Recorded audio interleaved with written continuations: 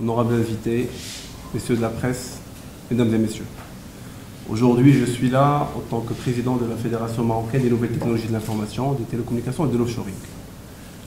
Je suis particulièrement honoré de faire partie d'un pays dynamique qui croit en la coopération sud-sud.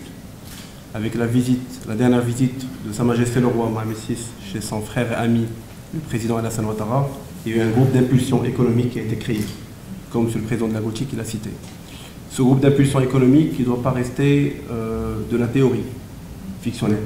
Aujourd'hui, nous sommes là pour opérationnaliser ce groupe d'impulsion et mettre en œuvre tout ce que l'APEBI peut faire avec le Gautique, pas seulement pour le marché ivoirien, mais surtout pour le marché de la sous-région.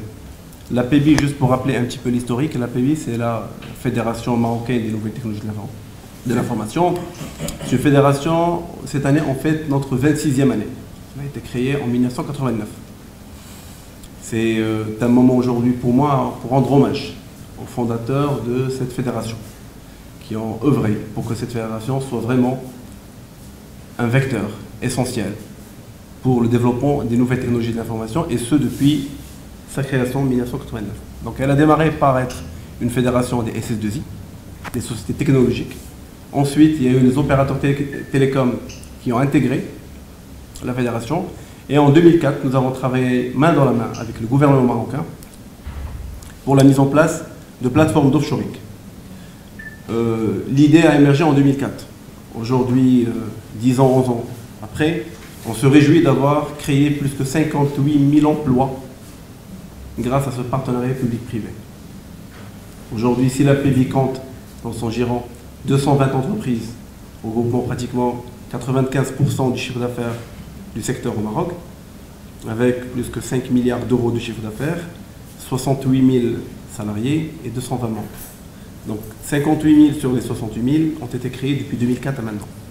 Tout ça pour dire qu'il y a une dynamique qui a été enclenchée au Maroc avec l'offshoring, mais aussi avec le Maroc numérique 2013, où il y a eu des plans structurels pour développer les technologies de l'information, visant à développer certains secteurs clés, comme l'éducation, la justice, la santé et d'autres.